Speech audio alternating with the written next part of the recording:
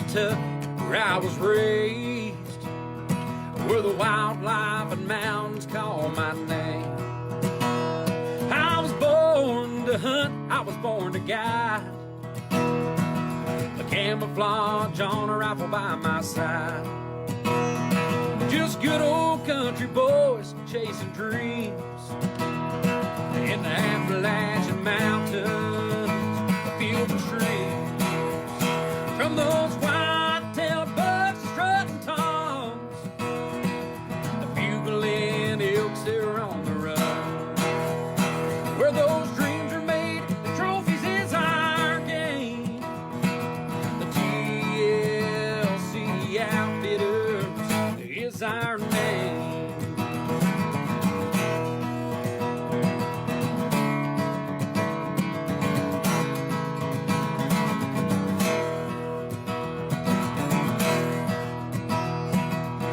The coyotes run all night.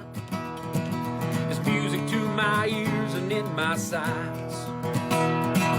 I've got this hunting fever down in my bones.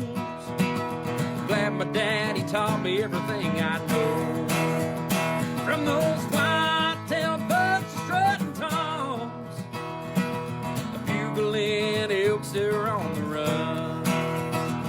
Where dreams are made, the trophies is our game. The TLC Outfitters is our name. From those white-tailed bucks strutting toms, the bugling elks that are on the run. Where dreams are made, the trophies is our game. The TLC Outfitters is our name. The TLC Outfitter is our name.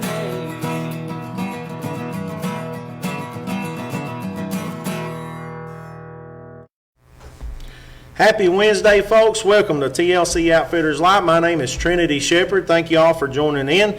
Got some guests here tonight. You see him a few weeks ago.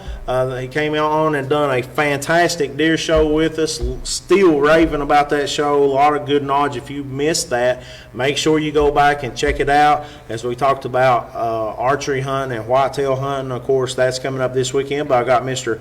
P.J. Collins from Appalachian Pursuit with us. Thanks, P.J., for being with us. And then I've got Chris Mead, our very own bugle brother from Mr. Tire here in Prestonsburg, is going to be with us tonight as we talk about shot placement on big game and also harvest photography, as I think it's one of the most important aspects of a hunt. So we'll get to that in just a few moments. Hope everybody is having a great week. Hope everybody is ready for a beautiful weekend, opening weekend of archery whitetail season. Finally here, man.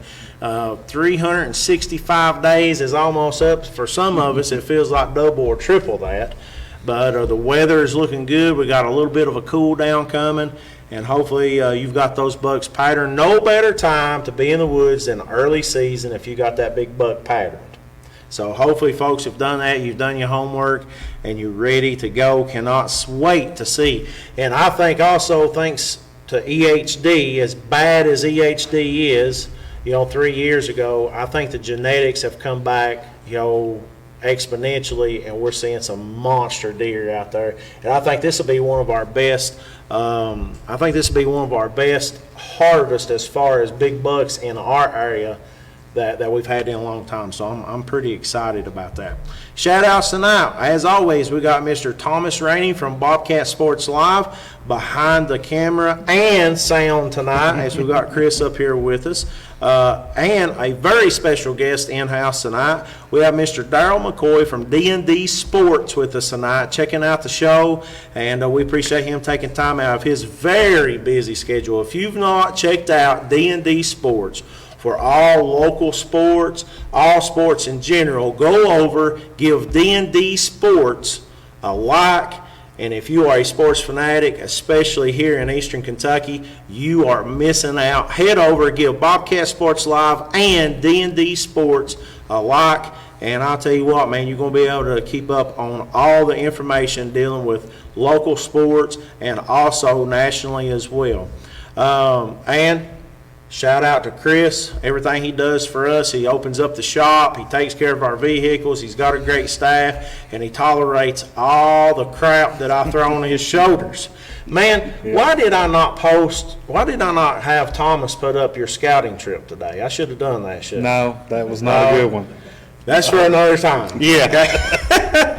So we're very excited to come to you tonight. Before we get to our guests and talk about tonight's topic, just a few things in the news. Opening day success, man, of dove hunting. Thomas is going to play you a video right here from our opening day dove hunt yesterday. And I just have to say, if you have not had a chance to get out and dove hunt, you are missing it. Dove hunting is absolutely, I kind of generalize it like a catfish pond, a pay lake that you go, and instead of a rod and reel, you've got a shotgun and you got a cooler and you got a seat, and hopefully if you're like me, you got 2 bricks of shells. That's about 200 rounds. If you think you're a good shotgun shot, go dove hunting. Am I right or wrong? You're right. Yeah. Like on the last show I was saying, I think I shot a brick last time I went, the only time I went, and I think I shot 8 or 9 maybe. Yeah, but the camaraderie with that hunt, man, everything that goes with that, with a dove hunt, is fantastic. We got to see some kids out there yesterday. There's no better way to mentor to kids. You know, you don't have to be still. You can get in the shade, out of the shade. And if you're like me, man, I mean, we had our very own Dylan Hansford along. I mean, he broke out the skillet and fried some bacon, some hot dogs. We ate good, and we ended up with a 4-man limit plus one. We ended up, well, there was 5 of us. We ended up with a 4-man limit plus one. We had 61 birds yesterday. Wow. The table fare from these doves are phenomenal as well. We like to take the breast meat, wrap it in bacon, add a little cream cheese and a little piece of jalapeno, make jalapeno poppers out of them after marinating them overnight.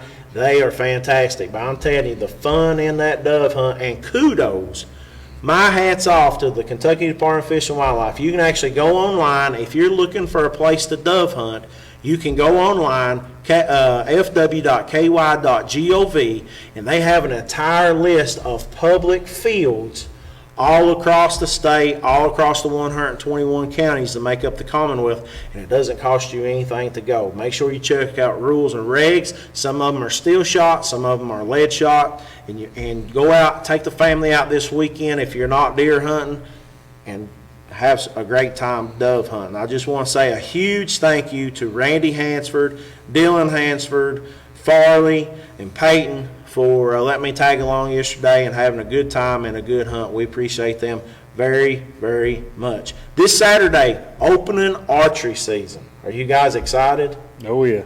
That's Chris, what I'm ready for. Chris is so excited, man. He totes these bows in here. I've talked to Chris every year. You know that I'm not on the big Matthews craze now. Now, is Matthews a very quality archery product? 1,000% yes, but I love giving Chris a hard time. He's broke over, the cheater that he is, and bought these Matthews bows, and I mean, he brings them on like his pets or something, man. You better watch it. You're outnumbered tonight. Oh yeah, I'm shooting you Matthews too. now. You too, man. I can't. I don't know if we can be friends or not now. So, but this Saturday's archery season, and I hope everybody is ready and out there and done your homework, get things ready to go. We have our product spotlight tonight. You have heard us talk for a long time now about Havlon knives. If you have not checked out Havlon, please go to their website, go to their Facebook page, give them a like. I brought a new product for us tonight. This is the Havlon Talon. The Havlon knife systems are amazing. They're actually made by a surgical company, and they are made out of surgical steel. The same folks that make your scalpels and things that are in the operating rooms that have came to the field, and they have numerous products. Now this product, of course, is for the hunting. They got Havlon Talon Fishing. If you're looking for those knives to do filleting and scaling with. They've also got the Piranhas, the Barracudas. They got multi-tools. They got the Evolve. They've got all kinds of products, and you can actually go to www.tlcoutfitters.com and you can see that in our online store. This Talon, which I'm excited about, brings a little bit bigger and beefier knife. You can actually take this knife apart, as in some of the other ones you can't, but you can actually take this knife apart where the blade actually goes down in and clean all of this out once you're done using. And man, it is as simple as a push of a button to change a blade. Look at that. And very safe to be able to load the blade on, just the push of a button and a slide. And look there, you're ready to go. This Havalon Talon actually comes with a couple of blades. It comes with the standard straight blade, and then it also comes with a gut hook. So you can change them that quick for whatever needs you may need in the field. Also, as soon as those get dull, you can actually get replacement blades right there. You can see this is for the Havalon Talon. Quick change too, interchangeable blades. You've got a boning knife with a serrated edge. You have a gut hook, and then you also have a fillet knife to be able to fillet or make those meat cuts that you may need in the field and on the table. Be sure to go out and check out Havalon knives, the leading edge of sharpness. Man, they have some great products. We're going to go to commercial and come right back. We are here at the beautiful Mountain Arts Center right here in our hometown of Prestonsburg, Kentucky. We appreciate Joe Campbell, the city of Prestonsburg, for opening up the doors and letting us in here. There's no greater place to be than a Mountain Arts Center. Hopefully we get things back to normal. Check out the MAC online to see what kind of shows they've got lined out and ready to go. And as long as you do things safely, you can come enjoy some great things that they've got planned. We'll come right back here with TLC Outfitters Live with our guests PJ Collins and Chris Meade. In 1981, Havells began supplying the medical industry with world-class surgical blades. In 2005, a new division, Havalon, created the first surgically inspired replaceable blade knife. The rest is history.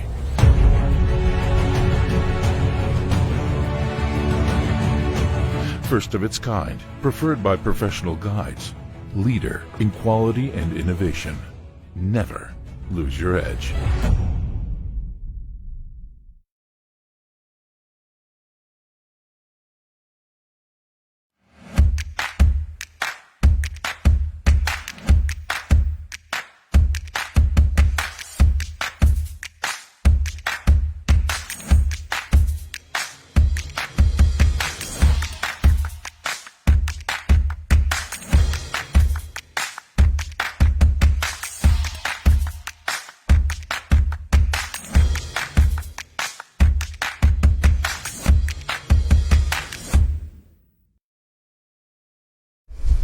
Everybody, welcome back to TLC Outfitters Live. Thank you all so much for tuning in. We got a lot of folks tuning in tonight. Thank you all to each and every person that is with us tonight. As always, our number one fan, my mama Shirley. Good evening, Mama. Hope you're doing well. My good friends from the Pierre School, Audrey. I hope that you all are doing good. John Bryant, man, good evening. We have Corey Black, our very own. Man, I'm glad I got to spend some time with you, and appreciate Chris for taking care of you. And I'm glad y'all let me tag along. Still got a few weeks up here in Ohio, he says. Let's see, Kathy and Mike Williamson, my family, coming down for another time to hunt elk. Crossbow is sighted in and have shot 50 yards successfully. That is amazing. Can't wait to get to the field with you. Thank you, Roger. We appreciate you. Amy and Eric Willard, double limit of doves yesterday with Jack. Hunting season has begun. Yes, it has, man. We can't wait to hit the field again in the elk woods with you. What's up, Ben Maynard, our Muskie Guide buddy? Hope you're doing good. Darrell, thank you for the kind words, man. We appreciate you.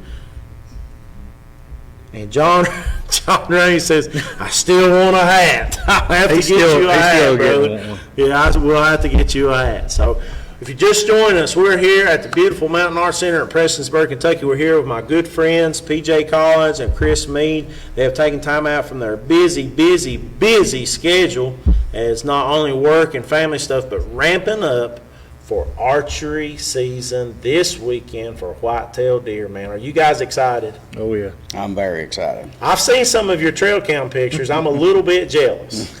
So I hope that I'm one of the top 5 text message people that you have this weekend when you harvest that big buck. I can't wait to see them big velvet bruisers. With upcoming seasons of deer and elk, I thought that it would be a great thing, and you brought this up as well to add to it. We thought that it would be really good to talk about shot placement and a few things that should be on hunters' mind. Sometimes when we get in those moments, and I've seen it numerous times in the guiding world, but those hunters get in those moments and that adrenaline's going and that old heart's beating and you get excited. Sometimes you forget about your fundamentals, and that can lead to a very adverse happenings with your hunt, and then what can seem like an all-time high can be a really, really bad low. The lowest of lows. The lowest of lows. There's nothing worse than a bad shot on a critter. You've worked all that time, and especially with archery, you have to work 10 times as hard to get within that shot range. And when a bad shot happens, and listen, nobody's above a bad shot. Just because you make a bad shot don't mean you're a bad hunter. But the more things that you can put in your corner and you can think about before you go to the stand, maybe some of those things, never or won't, happen as much. So shot placement on deer, man. Deer hunting's coming up. People's going to be fresh. We're shooting at targets and pounding the targets wire, but it's nothing like that moment when you got that deer. A target doesn't move around. A target doesn't smell. A target doesn't see. It don't matter how close or how far you are. That target's going to perform exactly the way you want to. Those deer may not do that. No, sometimes they can even move by the time that arrow goes from the bow before it hits the deer. That's exactly right, and just like that. I mean, you're talking about something that today's bows are cooking at 400 feet a second. Yeah, and they can still move. That is over a football field in a second. Yep. So that's pretty quick, and you can move in that time. That's amazing. So let's talk about shot placement on deer now. We got a grid here that Thomas is going to put up for us. The one deer, and we're going to talk about that. Then we're going to move to elk as we talk about big game. Now, overall, when we talk about shot placement, overall shot placement on big game here in the East is almost the same. Whether you're talking about elk, white-tailed deer, or black bear, with just a few varying things. Now, as you go out west, you get into some of the other big game, or you get into hogs or something like that, it can actually be a little bit different. But we got a deer right here. And, of course, this deer is standing broadside. You got the grid on there, the numbers at the top, and the letters down the side. I want to talk about this a little bit. When you think about shot placement, before you ever hit the stand, what are you looking for? To P.J. Collins, what is the perfect shot placement on a white-tailed deer with the archery equipment?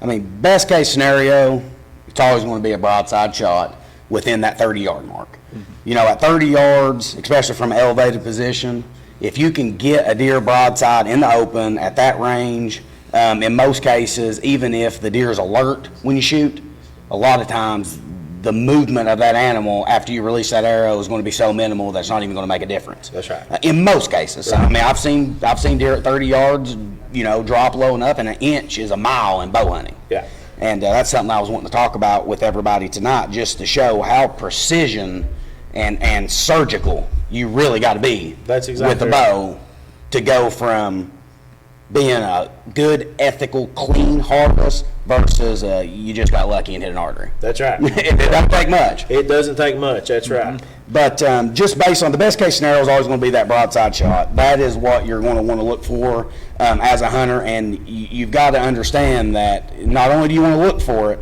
it's to your advantage to wait and be patient and just be skilled enough to be able to wait for that broadside shot. That's right. It is vital to successfully harvesting that deer, especially ethically.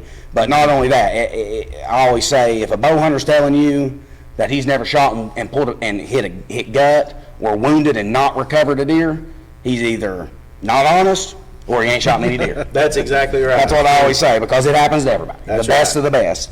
But and one way to eliminate that as much as possible is to wait for that perfect broadside shot. It's key. You don't want to wound an animal, especially if you're hunting a big mature deer. This deer survived 5-6 years from hunters. You don't want to, you owe it to the animal. That's right. You owe it to the animal. And also, being a mature hunter. Now, as you first start out hunting, you don't think about age. You don't think about all these things that we've talked about. You really don't think about the size or much of the biology behind all this. But as you mature, sometimes it is better to not do something than to do something wrong. Because if that deer can't provide you another opportunity if he's destroyed with a bad, hurried up, marginal shot. Absolutely. I agree 100% with that. One thing that I used to do that I really enjoy doing, and I think everybody should do, is, and they have it right here at Dewey Lake, the East Kentucky Archery, they'll do an ethical shoot every year. Yeah. And they'll put 3D targets in weird positions, and, you can shoot, but if you hit outside or hit a bad shot, you lose points. Yeah, huge points. Yeah, so it's based off that. So you've got to make, not only do you got to shoot every target, you got to make the decision, should I shoot this target or should I not? So it puts you in kind of a real world situation. So it's good with that. But he had that grid up there a minute ago. I was going to look at it and look at the actual grid of what I think would be your best shot on especially a broadside deer, since that's what that grid is showing. But we'll get that grid back up. Now, I was going to ask you all, and we'll be looking at this grid quite a bit. I want to ask you all, because we got some scenarios to play with here a little bit on this grid. So if we get the grid back up, we're on a delay. So It's back up. is it back up? It's there now. Yeah, Okay, mine's delayed more than these guys. So let's talk about broadside shots just to start with. Okay, we're talking about that broadside, perfectly broadside. Front legs are together. You may be elevated, you may be in a blind. So, Chris, if on that grid right there, what shot would you be looking for? Call out the letter and the where are you going to aim at there? Well, I know it's not going to be A10, because that's That's where you hope you don't hit. yeah, that's true. It will be in the 4, but now I'm looking probably, for me, if I'm in a blind, I'm looking at C4. Somewhere around there. It just depends on exactly where I be in a tree stand or a blind. Also, too, if I'm down shooting at it. Right. Now, what about you, BJ? if I'm in a broadside situation, especially if I'm in a blind, what you want to do is you want to aim where you want the arrow to exit the deer on the opposite side. Right. So that's how you want to aim. You don't want to aim it where you want the arrow to enter the deer. Right. You want to aim it where you want the arrow to exit. So if the deer's broadside, your point of aim is going to be the same as your exit in most cases. Right. Now, if you're elevated from a tree, you're shooting down, you want to aim sometimes a little bit lower because that arrow is going to be going in at an angle, right. A downward angle. Now, hang on just a second. Before you move on, I want you to explain, in case we got some folks that's watching that don't understand angles. If you're shooting down, or also, sometimes people don't realize this, if you're shooting up, explain to them why that is on an animal, why you're shooting less yards. So if you're shooting at 30 yards, it's different. Explain that reason. Well, it depends on how much you practice whenever you're shooting that range. I know whenever I shot 3D archery, that was the biggie. Yeah. Judging, my uphill shots was always the ones that got me. Yeah. So uphill, I always wanted to aim a little bit lower. Right. Is what I always done, and that's how I had the best success with shooting the best shots in regards to that. But now, whenever you're shooting at a deer and it's not perfectly broadside from you, or even if it's broadside and you're from an elevated position, you got to understand how strong and how resilient and the will to live of a whitetail deer. Right. You can hit them right behind the shoulder and not recover that deer. I've seen it. I've done it. Yeah. You catch one lung, and they get away. Yeah. And I've tracked them a mile before, bright red. From blood, Yeah. yes. And I mean, have it on video. See the arrow enter the deer, and then get pictures of the deer the next year with a big scar. Yeah. Hit it high on the entry wound, and the exit wound be right dead 11 ring on the opposite shoulder, and you just catch the top of one of those lungs. A human can live with one lung. That's right. And so can a deer. That's right. So that's vital to be able to shoot to try to hit both lungs. That's right. Not just one. But yeah, from an elevated position. If I'm shooting at 30 yards, I don't try to make adjustments based on if I'm shooting up or down. I try to shoot at the opposite shoulder or the opposite side of wherever I want that arrow to exit. Right. So that's why it's so difficult to take a forward shot. So if a deer is quartering, which means that it's not broadside, it's at an angle. If it's quartering to you, so you've got its shoulder blade and its scapula right there, which would be right around B3, okay? There's a big plate right there. Yep. And you can, a lot of times, and it's at an angle, so if you're shooting from an elevated position, a lot of times you can shoot through it, and it's a kill shot every time. But if you're shooting at that from an angle out of a blind, and that deer goes to duck and it turns, and you hit that plate at an angle, it'll stop your arrow dead. You're done. You won't get an inch penetration on it. That's And right. I've seen it. I mean, I've seen it. I've got it on video. I've seen it happen multiple times.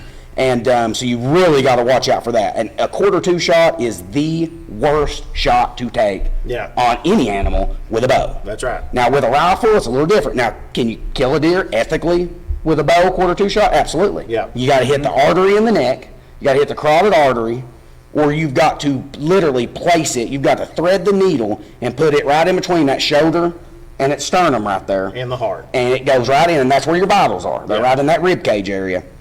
Best case scenario, don't shoot a deer when it's facing you, That's right. because you're going to lose a lot of them. That's right. That brisket, you're better off hitting a deer back, and you don't want to do this, but in the case of actually harvesting the deer, you're better off hitting a deer back than forward. That's exactly Forward right. is always worse. But rule of thumb is, if the deer's alert, I always aim for the lower third. So I'll put a horizontal plane, 3 lines on it. I'll break a deer up into thirds. So you would be at about the horizontal, which is left to right, in between C and D would be the first, and then between B and C would be the second, and between A and B would be the third.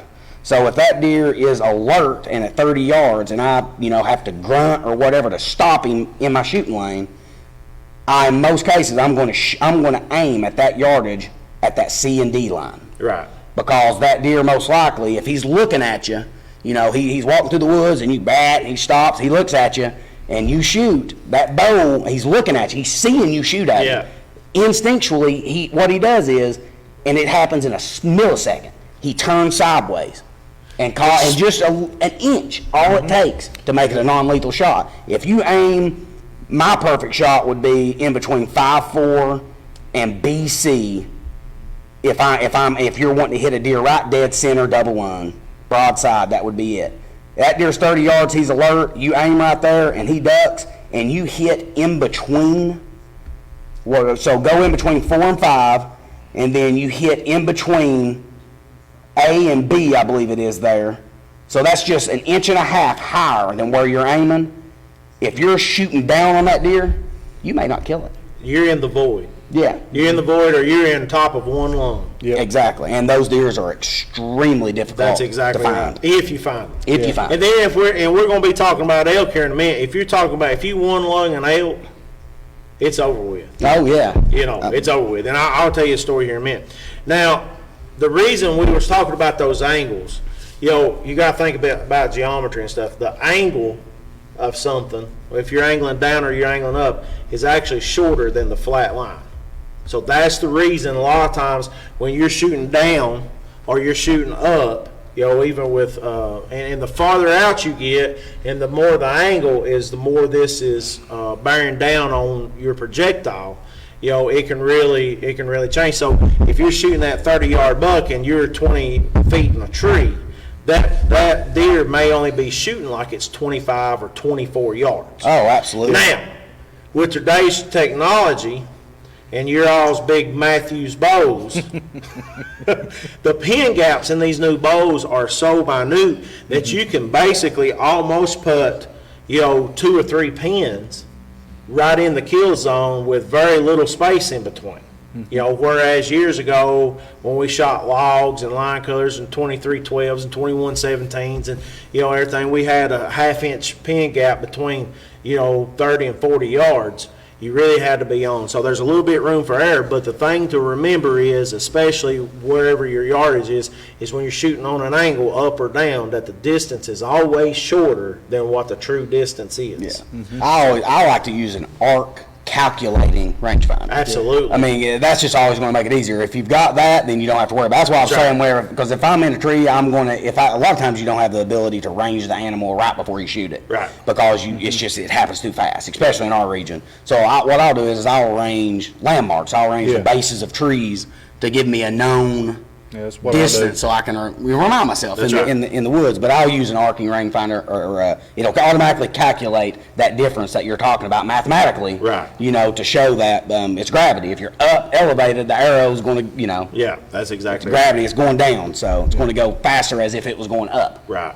So what do you think, Chris? What about shot placement on these on these deer broadside? Yeah, I'm the same way with PJ. I was just always looking at it there, and I'm about the same numbers, scenarios, up in the tree, in the blind. Me, I like the blind hunting, to be honest with you. But now this year, I am going to try a couple different tree stands. So I'm the same way, trying to judge it, to be shooting into it. Yeah, let's see. Yeah, I'm like him. I'm, B and C and 5 and 4 right there, that little point, within that area, you're going to be great either way shooting there. Yeah. Especially broadside. Now, I'm the same way. You really don't want to shoot a deer if it's quartered at you, facing you. If it's quartered away, facing away from you, that's where you have to kind of judge more of, come back a little bit. Because if not, you're just going to shoot through its guts. Yeah. Right. Now, before we go to commercial, I want to start touching on this because when we come back, we want to do elk, and then we got to get to our photography deal, and we've got a good friend of ours that just come in that's going to help us with that, Tim Fannin. He is an excellent photography guy too, and I know that you and him, I mean, when it comes to trophy posing and nature photography, I mean, you guys are excellent and do a good job of this, but quarter to and quarter and away shots. You've touched a little bit on quarter and 2. Quarter and away shot, in my mind, on any animal, is the most opportune, ethical shot that you can have for the most. I don't know how else to say it. You're looking for that most ethical shot, which you're looking to try to deliver the most damage to those those vital organs to dispatch that animal very quickly. So when that animal turns slightly broadside, that big plate you're talking about, that scapula, that shoulder blade, then is not protecting as much, and you have a clear path into that heart and those 2 lungs with really no chance. You may hit the opposite side shoulder, but if you do, you're already through what you need to be in. Kind of tell us a little bit about your take on, and I like what you said. You're looking at where your exit wound's going to be versus where your entry wound's going to be, and you can kind of, what is the rule of thumb on a slightly quartering away shot on a deer when it comes to you and your shot placement? I agree with you 100%. A quarter away shot, especially just a slight quarter away shot. Yeah. So he's walking away from you just at an angle. Right. Slowly. The head is away from you, the butt's It's closer to you, yeah. but it's not, butt to right, you. right, It is exactly. slightly at an angle. Exactly. Yeah, so let's say that. So again, it's the same rule of thumb. Aim for the opposite shoulder. Yep. Aim for where you want the arrow to exit. And in most cases, I mean, the best way to do it is most people's got 3D targets that they shoot. Go out there and get above that target and look down and lay an arrow on top of it. Lay an arrow on top of it to where that arrow comes out behind the opposite shoulder, and look at where the fletching side of the That's arrow right. is. That's That right there is where you want to aim. And here's something here's the most unnatural thing for people to get in their mind because it feels so wrong. It's the more that you quarter that animal away from you, it's the steeper that angle is, and the farther The harder back it is you're to going. get it. The farther back you're going to shoot that animal. Now, my rule of thumb is I find that opposite leg or the leg that's on the other side away from me, and I bring my pin set up that leg. And when I get to that, we were looking at those B levels and numbers. When I get to that level of that bottom third where I want to be, that's on the opposite side shoulder, I know that's going to be my entry, but my exit is going to be right there. Yep. So you could be shooting, depending on how steep the angle is, and then there again, you got to remember how well am I on threading the needle. That comes down to having a paper tune bow. Right. That comes down to what your group's setting at that yardage. That comes down to a lot of things with archery.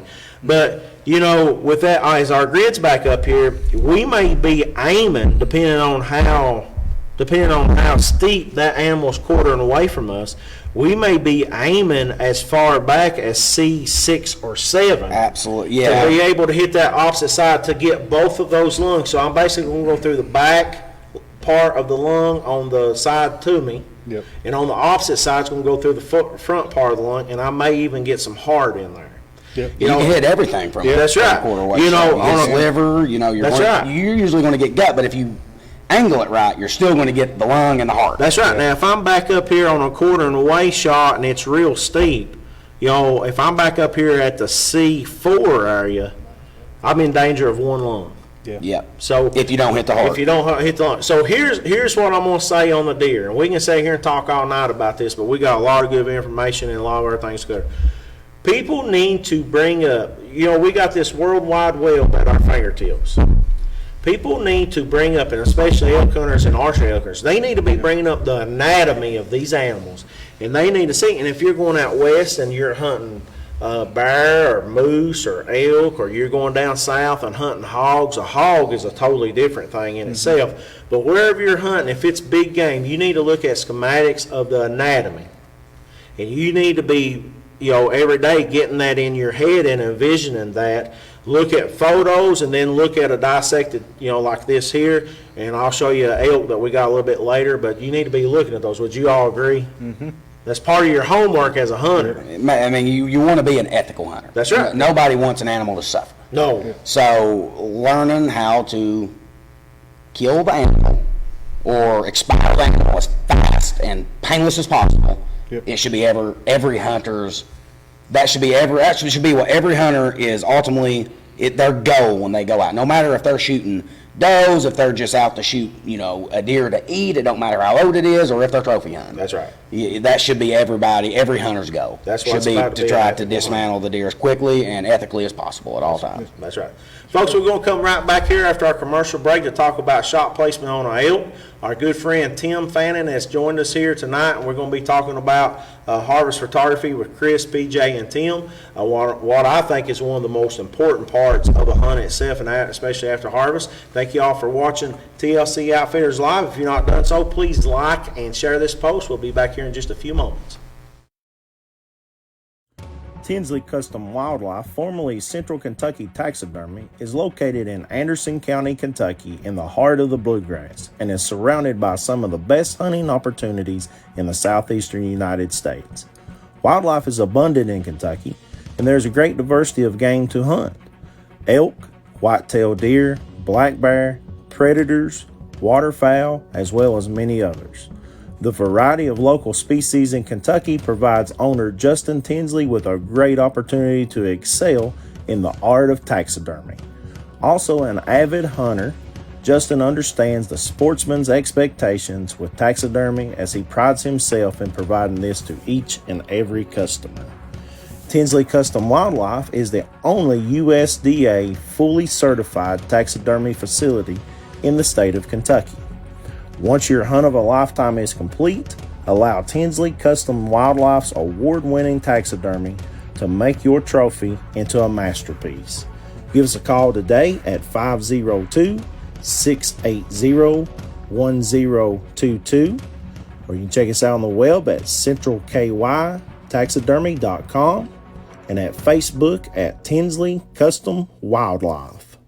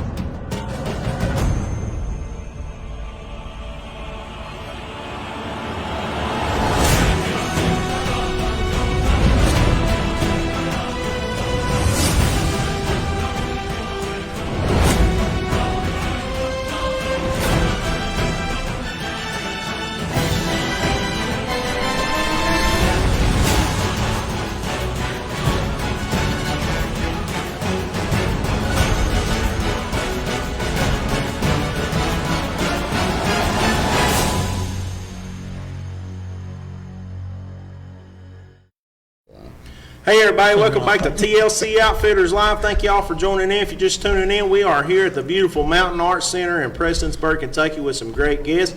We are joined by Mr. Chris Mead, our very own, one of our guides from Mr. Tire Prestonsburg, Mr. Tim Fannin, one of our very own, and we've got PJ Collins from Appalachian Pursuit, and we appreciate them taking time out of their busy schedule. Now, we've been talking about shot placement. This weekend is open archery for deer, and then the next weekend, September the 12th, is open archery for elk. Nothing more important to talk about than shot placement. So now, moving on from deer, we're going to be moving on to elk. Thomas is going to put up a schematic of elk, and I want to talk a little bit about it. Now, when you talk about the overall anatomy of deer and elk, it's pretty much the same. You're still looking to punch through that heart, you're looking to punch through those lungs, you're looking to make that ethical shot. But I'm going to tell you something. We hear in MMA fighting all the time, or boxing, or pound for pound, the best fighter in the world, la la la. Let me tell you something, mister. Pound for pound in North America, there is nothing tougher than a North American elk. I've seen these critters take punishment from these big caliber guns, and they just look at you and keep on going. So shot placement is critical. Now, as we look here at this elk here, we've got a dissected version of it, and then we got one that's not. And that's what I'm talking about. You can't go out there and have x-ray vision like Superman and see these vitals. So, as you see a side-by-side comparison right here, you can kind of get a feel for exactly where your aim is. Of course, the old saying is in the crease, right behind the shoulder, that crease coming up, which essentially is their leg going up to their shoulder, up to their scapula. Now, broadside shot, of course, is the most prime shot, as we've already talked about. That doesn't matter. No matter what animal you're talking about, if you're behind that shoulder, broadside, up in that upper or in that lower third, you are going to be in that radiator. You're going to be in those lungs. Okay. Now the thing about an elk that I want to talk about, and I know that all of y'all have dealt with this, those shoulder bones, that plate, that scapula, with archery, you get zero penetration. It's not a matter of it. You are not going to punch 99.99% of the time. Notice I didn't say 100%. Now, you're not going to punch through a scapula on an elk. So once again, it comes down to your practice. It comes down to a lot of stuff. But if you're talking to an elk hunter and they're asking you about shot placement, what is going to be your, and I want all of y'all's take on this, what is going to be your suggestion on a broadside shot? I think what I've learned with an elk, and I don't have much experience with elk, as it probably anybody here at this table, definitely you two, but I've been on a lot of successful hunts, and I've seen what an elk can handle. Yeah. And it's unbelievable. It really is. And this is with 7mm mags, 300 Win mag, 300 rump, and then you go into this with a little knife on the end of it. It's totally different. That's right. So what I've seen is I don't like to tuck right in behind that shoulder on an elk. Yeah. I like to go back about 3 or 4 inches behind that, because if you're just an inch right on that shot, it may not be a lethal shot. You may not get the penetration you need. You're done. So I like to aim a little bit further back, kind of what you would call almost a liver shot on a deer. Right. Or maybe back of the lung, right where the liver connects to the lung. Yeah. But I would want to come back about 3 to 4 inches from that crease. That's my take on what I've seen from an elk. Because if you don't, like you said, if you don't get the penetration with an elk, and you're looking at an animal that's, they're that wide. Yeah. I mean, and you're talking wider about than the hair. arrow. You're talking about hair that's like daggone bristles. Yeah. And this thick fat and skin. I mean, it takes a lot to punch through there. That's the reason I always say, don't shoot a light arrow, don't shoot Remington core lock or anything advanced to it, don't shoot expandable broadheads, don't throw a Volkswagen at them when you can throw a D9 dozer at them. Yep. So, what's your take on it, Tim? What do you think about shooting when you're shooting elk? When I'm shooting elk, basically in eastern Kentucky, you really don't want to have to travel a long ways down a mountainside to pick up, an 800-pound animal. That's right. Yep. You don't want to have to drag them a long ways. You want them to die as ethically as possible. My take is I just basically envision where the innards of that animal is, the lungs, the heart, and I'm going to go for lungs if I can get them. He's going to expire. He may not, he may go 150 yards, but he's going to expire if I'm shooting him with a bow and I hit him in the lung, Right. In the lung area. that's all I'm after. I want him to die because if I'm on an elk hunt anyway, I'd probably take off work and I've got some time in the woods to do it. That's exactly right. You got a tag of a lifetime. I got a tag of a lifetime. In Kentucky. Yeah, especially in Kentucky. If you're gonna hunt one, you've probably got time to look for that animal if you shoot it. Just good, ethical, clean lung shot. What I'd be looking for. That's right. What do you think, Chris? I'm the same way, as a guide, our hunters this year, we're going to be telling them, to always try to hit that line. Come back a little bit. You mentioned a minute ago, you got them big ribs there. Them some big bones on these elk. I mean, that ain't like a deer. And that's, the best thing is, on this measurement here, you're looking about 3 ribs back is where you need to be at to get them double lung. And same thing, the arrows, definitely a fixed blade. I mean, because you're going to have to puncture through that animal, and it may even take 2 shots. That's right. It just depends on, where you hit it at. Especially with a gun, sometimes people shoot 4 or 5 times before they get put an elk down. Yep. And that's the thing. Even with and think about this as we're going from a deer to an elk. You think about this. I always ask what our hunters are going to shoot. Are you going to talk about guns? Are you shooting? Where are you shooting? There's a whole lot of difference between shooting a 308, 30-06, 270 as there is shooting a 300 Win Mag, short mag, rum, 338, whatever it is. Yep. If you're talking about a Magnum caliber, which in my take on it, I think a 300 Winchester Magnum is the ultimate elk rifle, short mag, whatever. But if you want to tuck that right behind that shoulder, and you're off a little bit to the front, you're going to bust that shoulder. But now I'll tell you what, I have seen an elk take a shot from a 270, from a 30-06, from a 308, and hit that shoulder blade, and it's no more than if I took a daggone popsicle up and stuck in it, and no penetration. Yep. So that's the difference on the shot placement with an elk. I always tell my hunters, imagine 3 fingers back from that crease. See the crease, aim for the crease, and come back about 2 to 3 inches off that crease. That gives you 2 or 3 inches to the right. You're still in double lung, and you're not in that big shoulder blade. That gives you 2 or 3 inches to the left, up and down. So if you're right there in the center mass, and as you can see over on the right-hand side where it says the actual vital area, they are actually not in the bottom third right there, but they're actually in center mass. That would be the center line right there in the crease. And if you can come back just a little bit away from that shoulder, if you're not shooting a Magnum caliber. A heart shot to me with archery on a broadside elk is null. It's not going to happen. No. You have to have that quartering shot. On a deer, you can slice the back of his leg, you can slice the front of his leg, you can maybe punch through that shoulder blade, depending on what you're shooting. You got to know your equipment, and you can still get a heart shot. But on an elk, it's not going to happen. So the only chance for a heart shot, and if an animal is quartering 2, if an elk is quartering 2, now you can call the flag on me if you want. It is a no-go shot on quartering 2 elk. It is almost a 100% loss. Unless you've already got a shot in him. Once you get a shot in him, then it's a little bit different. Right. But in closing here about shot placement, I'd like to hear from each of you. If you could only say one thing to these hunters out here with deer season and elk season coming up, what would it be on shot placement?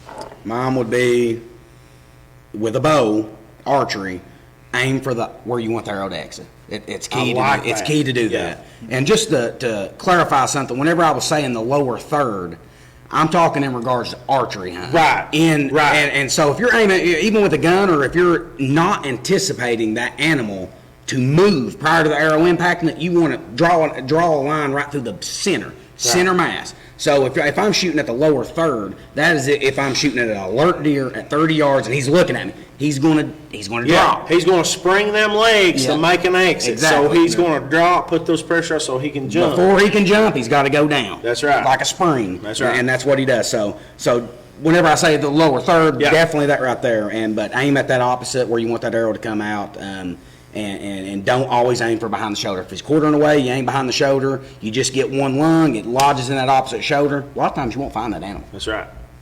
basically, I'm gonna tell people, to know your equipment first of all, because you're out there. You're not out there to mangle the animal. You're right. out there to take that animal ethically and put it down. Know your equipment. Practice, practice, practice. Always, be sure that's the one thing you possibly start out with. And set your limitations Exactly. and don't exceed them. Exactly. Walk away. Yeah, if you don't think you can shoot a 50-yard shot with a bow, don't take that 50-yard shot. That's right. Stay within your wheelhouse. Me, as far as gun hunting goes, I always check my equipment. I get started with it, and then if I know what situation I'm in, I will go to my area where I'm going to be hunting, and I will pick out spots of where I think that deer will be perfect for me. PJ and them calls me slow on the trigger sometimes, because when I go out hunting, I wait for that perfect shot. I don't shoot that animal, just anywhere in the woods. Right. I'll wait for that perfect shot. If I think, he's going to be between those two trees, quartered away from me, I'm going to take it. And I'll wait for that. My brain tells me to wait for that, and sometimes I lose animals because of it. But for me, it's more or less about ethically taking them anyway. So That's exactly right. That's being a good steward, and that's being a very mature hunter. yeah. For me, it's like the same thing what Tim said. They need to know their equipment they're using. I mean, they don't need to go buy a bow 2 days beforehand and sight it in at 20 yards and think they're good to go. Me, I know my limitations. I know how far I'm capable of shooting, and that's what, all hunters need to learn is what their capabilities is. Either it's bow, if it's a gun, make sure your scopes is always dialed in. There's tools you can get to help you with that. That's right. That's the way I feel on it. And as always, when in doubt, back out. You make a shot.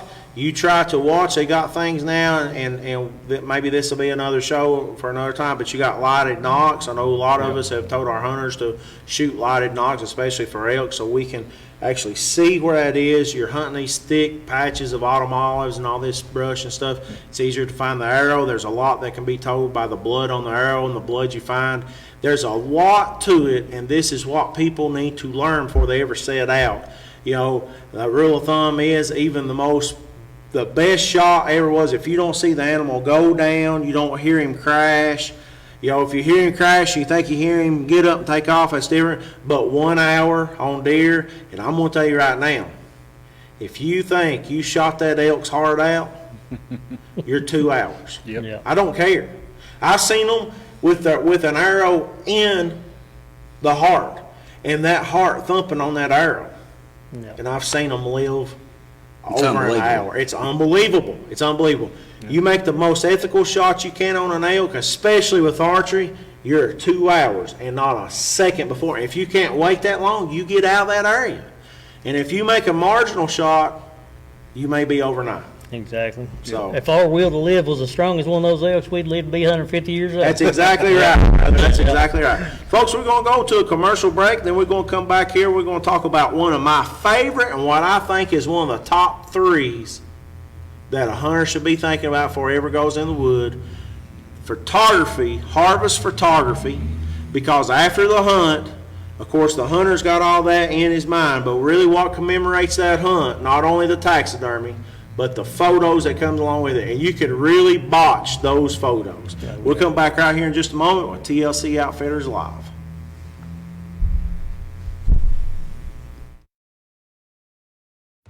C&H Welding of Prestonsburg, Kentucky is Eastern Kentucky's leader in all your metalworking and welding needs. Whether you need indoor upgrades and furnishings or outdoor safety items and equipment repair, C&H Welding has the knowledge and equipment to tackle almost anything. With family first and Christian faith, trust C&H Welding with your metalworking, fabrication, and welding repairs. From handrails, critter-proof garbage bins, and commercial needs are only a few of the tasks C&H Welding can do for you. Give Derek and Sheila at C&H Welding.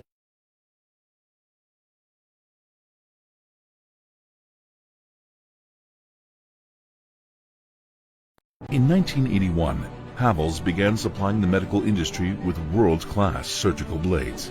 In 2005, a new division, Havalon, created the first surgically inspired replaceable blade knife. The rest is history.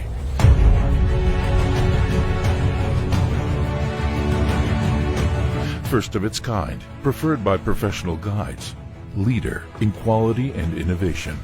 Never lose your edge. Oh, dear. Big deer. Hey everybody, welcome back to TLC Outfitters Live right here in Prestonsburg, Kentucky at the beautiful Mountain Art Center. Thank you to Joe Campbell for opening up the doors and letting us in. Also joined by a very special guest tonight behind the camera, Daryl McCoy from D&D Sports. If you've not done so and you want to keep up with all things Eastern Kentucky sports and national sports, college sports, all of it, professional sports, check out D&D Sports. Go over and give them a like on their Facebook page. Also, Bobcat Sports Live with our good friend Thomas Rainey. Go over and check them out. They're in-house tonight. We appreciate them taking time out to be with us. As you can see here, I am joined tonight by a group of guys, some of the best hunters anywhere in the world. I've got P.J. Collins, I've got Tim Fannin, and Chris Meade. We appreciate them being with us. If you've missed the show so far, we've been talking about shot placement. Great information once again. Go back and listen. I wish somebody would have took the time to tell me this. Now, my father did. But you know how it is. Sometimes, we got to have it beat into our head. Learn the hard way. Learn the hard way. So, go back and check these videos out. Great information. But right now, one of my biggest pet peeves, and that's harvest photography. Man, I couldn't tell you how many times that I have had guides jerk an animal out of the back, and we're talking about a 700-800 pound elk out of the back of a truck after they've grunted it in the back, and reposition it and take photos. We owe it to our clients from the outfitting world to make sure they have the best photography that they can, that we can possibly provide. That's what's going to last a lifetime, not only the memories in their head, but the photography that we have. Where we have that new hunter, our buddy, our family, whoever it may be, we owe it to make sure we commemorate the harvest of that animal the best we can. And, respect to those animals too. When you've got a big, beautiful animal, a one-of-a-kind, nature blessing, if you would, I think we owe it to that animal to say, look what a fantastic specimen. That ain't from a trophy aspect either. All animals are trophy, whether you harvest a doe, whether you harvest a dove. Any animal taken from the field is a trophy. Yeah. But in a sense of where we're going to do right by that animal. But now photography is huge to me. It's a big pet peeve. I'll never forget my dad. My dad, was raised up Old Coleman. He's like Trinity, them old photographs. He just keep on and on and on. But I think he's seen later in life how important they are, and I'm thankful for that. Yeah. So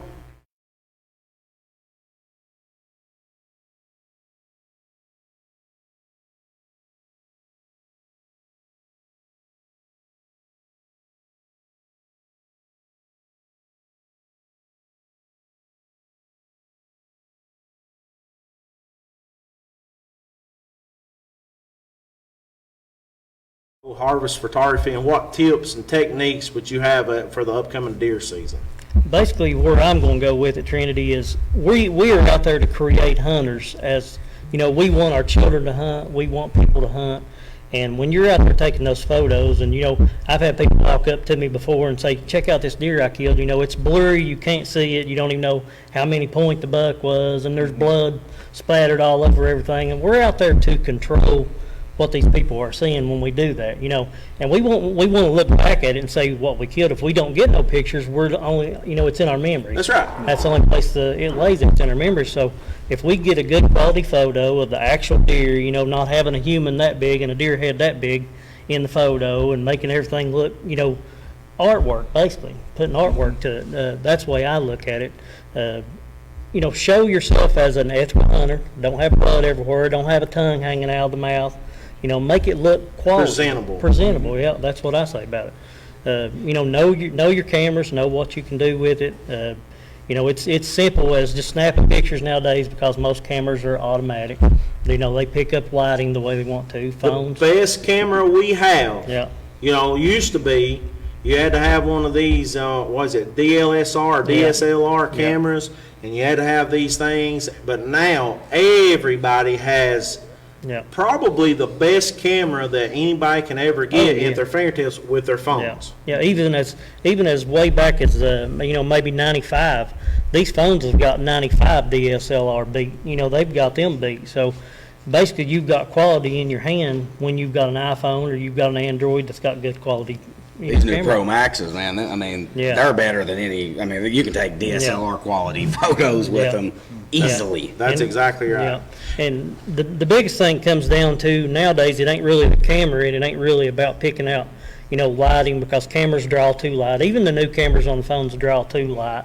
They always pick a cool spot, and I always call it a cool spot. Anything white or light colored, that's what a camera will focus to. If you've got a bunch of darkness in your deer, say you're taking a picture of an elk, and you have a white something on your shoulder, even though you're holding that camera on that elk's head, your camera's going to focus to that light stuff That's on your right. shoulder. It's not going to focus to the elk.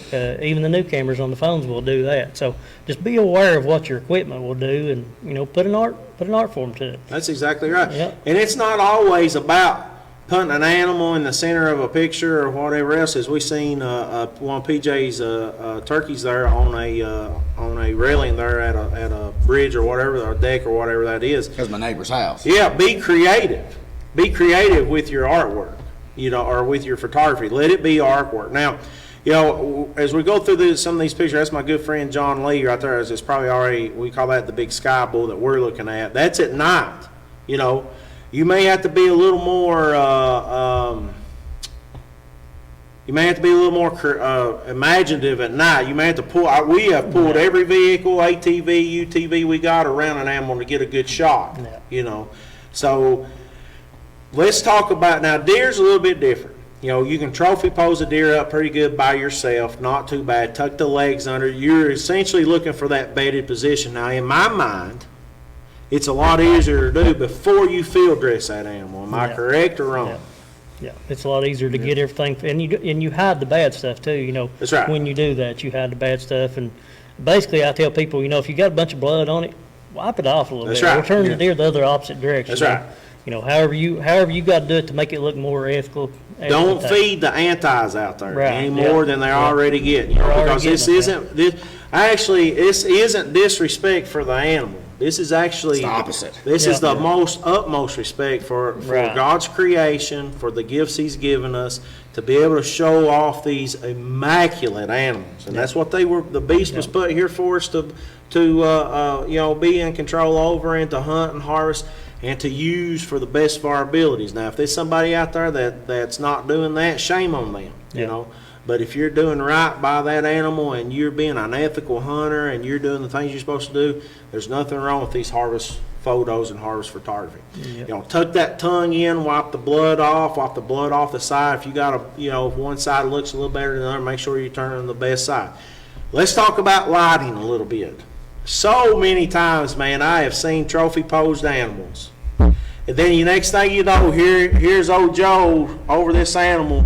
And on the rear end of this animal, I can see old Joe with his camera there in his shadow taking this picture.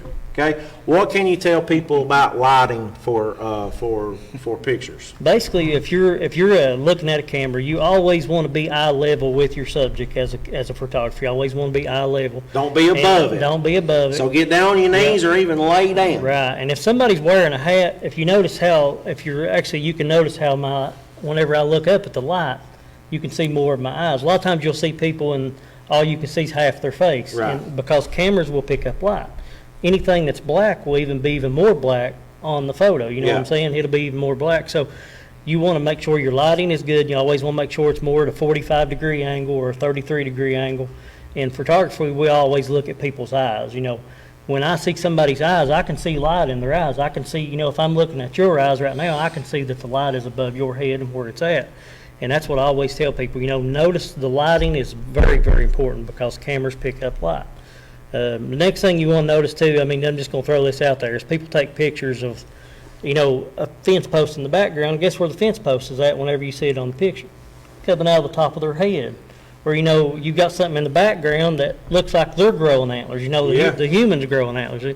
You want to kind of keep an eye on everything around you. It's basically like shooting an animal, Make sure of your surroundings when you Make take sure it. your backstop is a good one. Right. Yeah. Make sure you got a carrot or something sticking out of your head, or something. Make sure Chris is not giving you rabbit ears or Right. something like that. Yeah. When you're holding that deer or that elk, turn the antlers at an angle and make sure. Ask the photographer, whoever's taking the picture, say, "Can you see my face? Is the antler up my nose?" Or if I got it weird where the antlers, look like it's in my mouth, Right. do stuff like that, and it will be more quality, just Yeah. kind of be a little bit aware of it. It's quick and easy.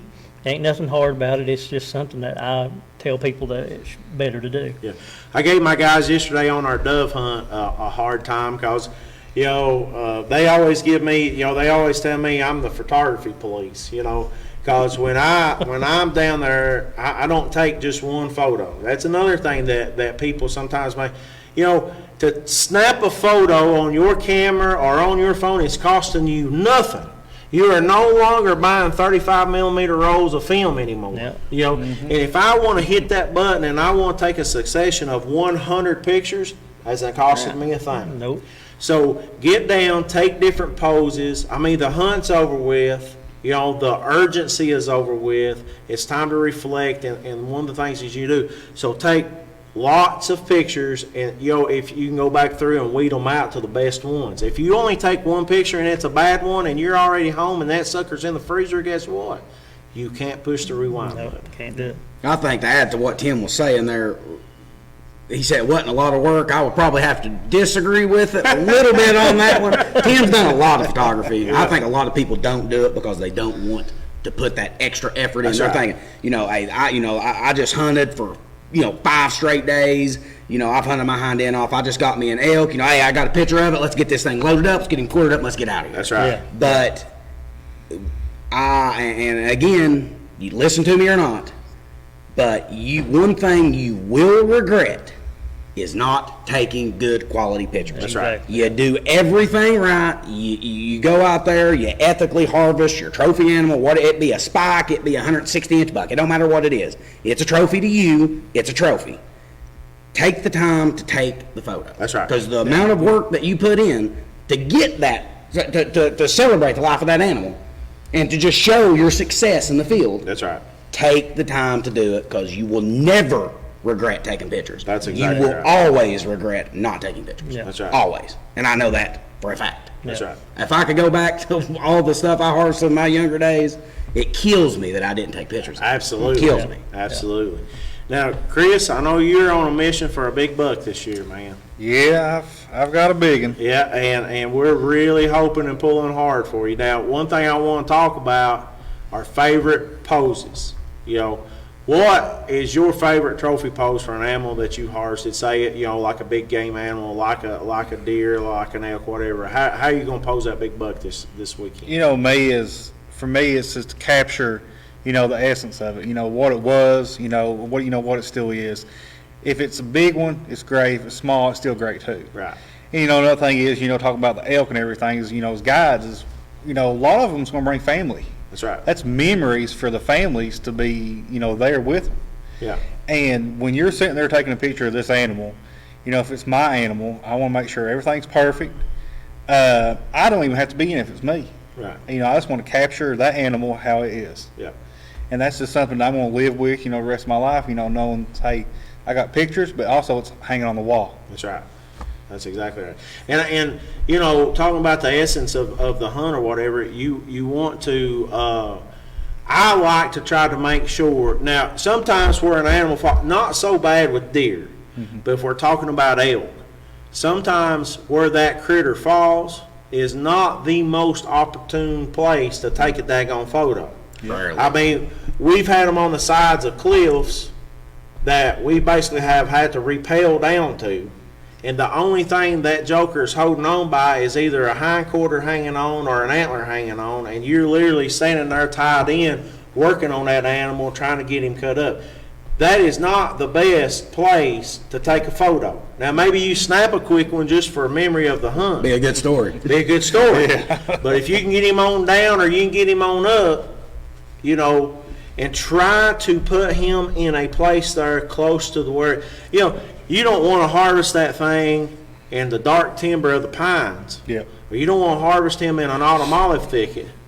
And then take him over here and have him in the backyard with the barn and take a picture. Now, if you want to take a picture with your barn, that's fine. But try to capture the moment, or close to we've taken elk plenty of times. There've been a lot of elk in the area. I say, hey guys, let's load this thing up, get it out of here. I don't want to gut him here. I don't want to stink this place up. Lots of elk here. And we take him someplace, but it's always similar to the place that he's been harvested. It needs to be there. It needs to be where they are at. You know, their atmosphere and the wildlife. That's It don't right. meet at a gas station. That's right. You know, I've actually took pictures for people before I followed them, and they'll want me to take them. You know, I done some for you all at a meat. I didn't Yeah. like doing it. You know, I didn't like taking them at a meat locker. That's right. And because it just don't look right to me, and it don't, you know, it don't fit what that animal. You know, it don't That's fit right. it. It don't fit the proud moment, but it should. So what's your favorite trophy pose, man? If you harvest that big buck this weekend, what's your favorite trophy pose? I've seen the new one on Facebook where I'm going to lay down beside of it and get a selfie. No, I'm actually, you know, for me. Before you move on, that is actually a pretty good deal. Now, you're going to make fun of me. Yeah. Guess what's in when I solo hunt? Guess what's in my backpack? GoPro and a selfie stick. A selfie stick, Selfie baby. stick, yep. Make fun of me all you want. I'm going to. Laugh at me. But I'm going to tell you one thing right now. I got a selfie stick. I've got a little tiny tripod I can set my phone on. And I've always got a big rock or a pile of rocks. So I'm going to put that on and I'm going to set a timer. I'm going to do something to get that joker. Oh, I've yeah. got to have some videos of how I Yeah. try to set my phone up to get a picture of myself. Yeah. I've dangled them from trees by line and everything. It's always You know, and when you're solo hunting, I mean, that's all you got. That's all you got. Yeah. And You know, you can make it work. Oh, yeah. Somebody will ask me, say, what kind of turkey did you kill last year? I say, well, let me show you. And then I'll get on there, it'll be like 6 different pictures of me trying to do a selfie with Yeah. it, you know, trying to get it exactly right. But, you know, as got the a, little as, short arms. Yeah, as a hunter, you know, you basically, I'm T-Rex trying to, you know, trying to get, but you've got to get that shot and get it in there. To me, it has to be perfect because I do photography basically, and I want it to look clear. I don't want anything sticking out of the back of my head. You know, I want it to look, I want to represent the animal that I just killed. You know, I thank God for the animal, so why should I not be able to show somebody a good quality photo? That's on the exactly end, right. yeah. What's your favorite trophy pose?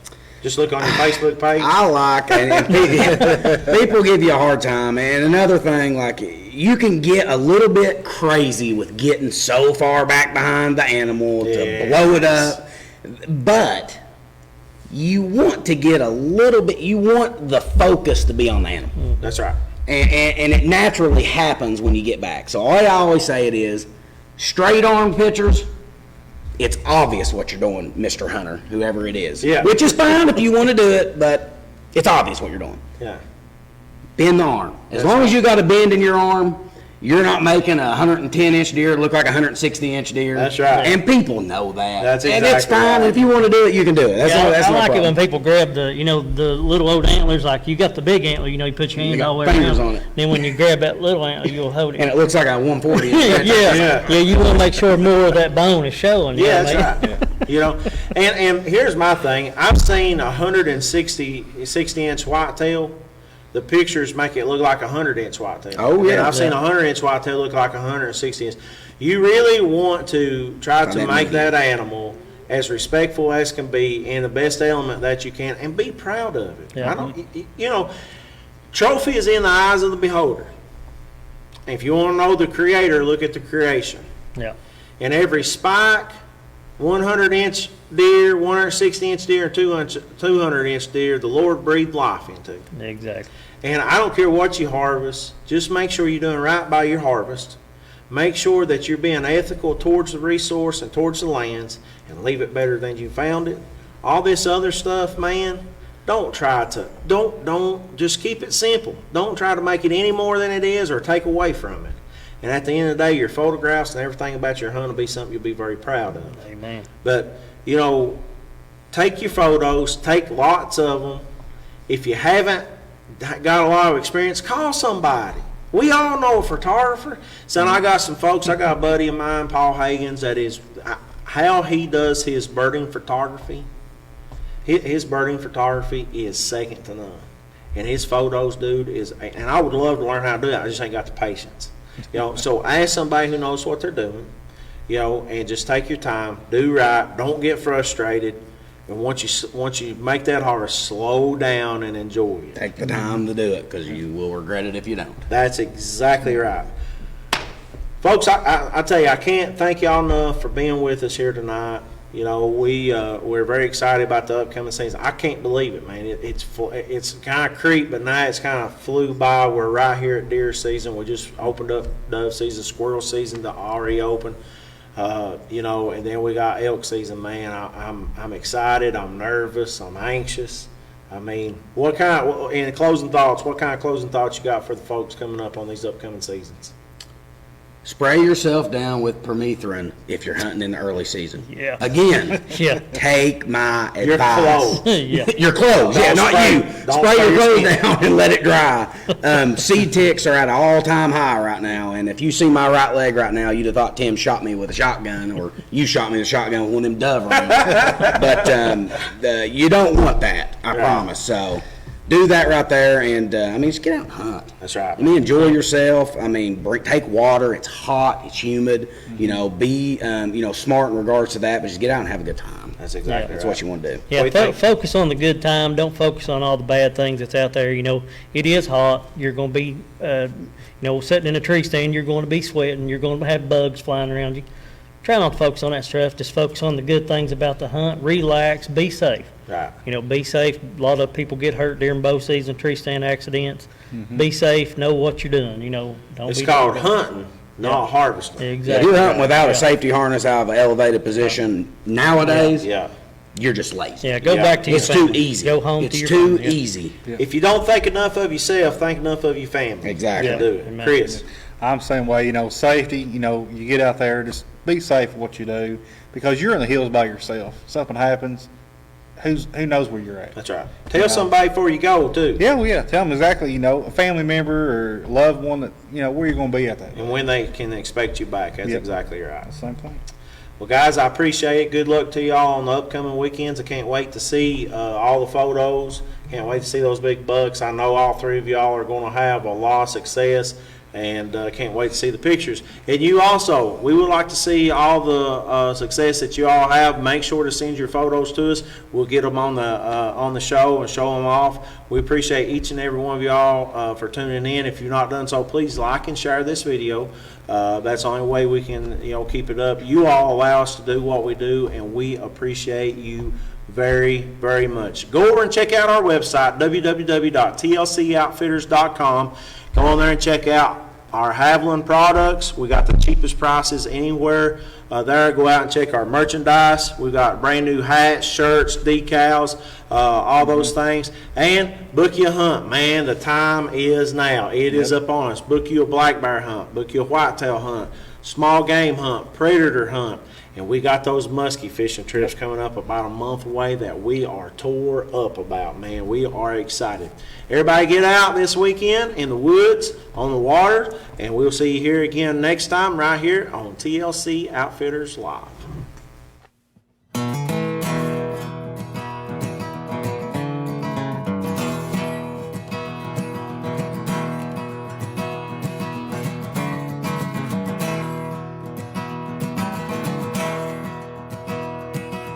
Eastern Kentucky, where I was raised, where the wildlife and mountains call my name. I was born to hunt, I was born to guide, a camouflage on a rifle by my side. Just good old country boys chasing dreams in the Appalachian Mountains, a field of trees. From those white-tailed bucks strutting toms, the bugling elks that are on the run, where those dreams